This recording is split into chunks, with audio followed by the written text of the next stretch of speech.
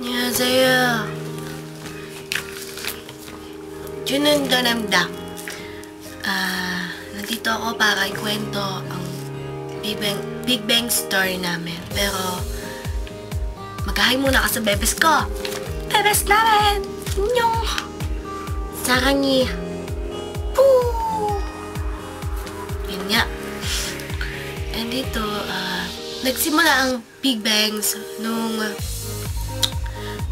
May 28, 2011 as debut stage namin yun Ayun nga. Tapos, masaya. Kasi hanggang ngayon, eto pa rin kami. Kasi ganito talaga yun. Ganito talaga yun. Nagsimula nung last year, December, birthday ni Sungri yun. Katapat yun ng K-pop convention nun Philippine convention nun. Sa PICC pa nga. Tapos, ayun nga. So, nandun sa event na yun, si Yami at saka si Ronnie.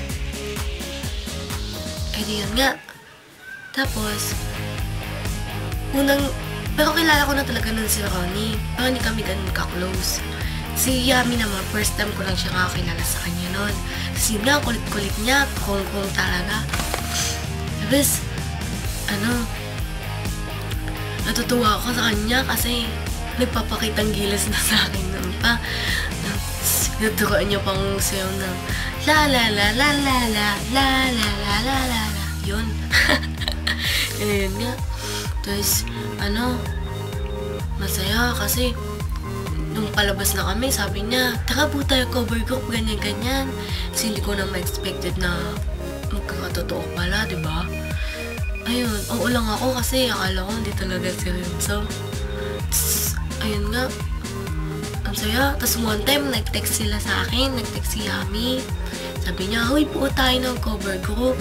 Kasi si Ronnie noon, once na talaga niya, gusto niya talaga magbuo ng cover group noon pa. Tapos ako naman kinakabahan kasi hindi ko din alam kung paano yung oras ko, paano yung pamasahe ko, paano yung lahat. Ganyan. Tapos ako naman pumayag. Kasi gusto kong matry. Pero, fangirl na din ako na ng mga cover group.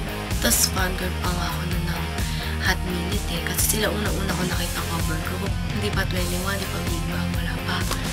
Ganyan. Tapos, ayun nga. Tapos, tinry namin. Hanggang sa naging Big Bang kami. Ayun. Ewan ko, female Big Bang version daw kami. Ganyan. So, ako si Taeyang, si Yami, si Gigi. Tapos, si Ayan, si Top, si Ronnie, si VI, si Sungri, si Monica, si Desung. Tapos, ang leader talaga namin doon, si Yami. Hanggang ngayon, si Yami pa rin kasi binase namin as GD siya. Kaya, ngayon, siya lahat. Siya isip ng mga namin, costume, ng mga music. Pero nagsishare pa rin kami. Tapos, ayun nga, hanggang sa nag-debut kami sa iHeart Big Bang nung March. Tapos netong May, naisipan na lang namin mag-21 kasi nga, lagi kaming nawawala ng deso. I mean, laging hindi sure kung makapag-practice ba or what. Lagi na lang kami apat mag-practice. Ayun nga, hanggang sa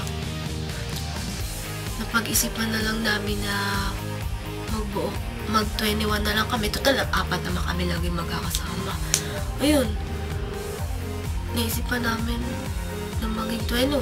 Tapos hanggang sa nagpa-blonde ako noon. Best naman kami kasi pagkatapos ko magpa-blonde, sunod-sunod yung mga event na namin. Nag-photoshoot kami, sumali kami sa Lonely Music Cover kahit hindi kami nanalo. At nag-try kami.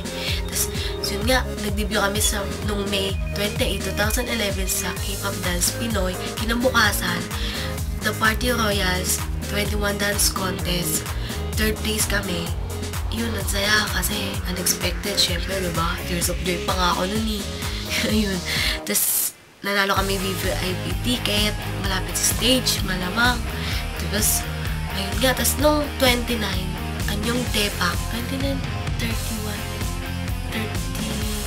31 ata, o 31, anyong Tepak yun. Tapos, masaya yun kasi, alam mo yung feeling na wala kaming kasama noon, makakilala lang namin. Tapos, nag-cheer kami. Halos nakakatawa talaga. May mga nag-cheer sa amin. Tapos, ayun nga, nasunod na piyesta naman. June 4, yun din yung the party na concert ng 21 kasabay din nung gabi na. Ayun, ang saya. Sa feeling, parang yun na rin yung last perp namin na naka-blend ako nung June 4. Tapos ito hanggang nitong laktaw-laktaw na mas, may mga events kami sinatarian. Tapos nitong Hallyu, yan, sumali din kami dyan. Naging first runner-up kami, grabe, unexpected yun. Wala din kami makasama kaibigan nun. Halos mga nanonood lang din nun, makakilala lang din namin.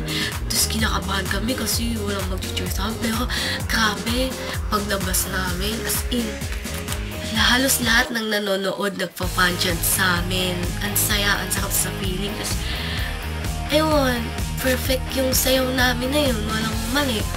Sabi nila, pero wala kang mali. Kaya siguro kami naging first runner-up.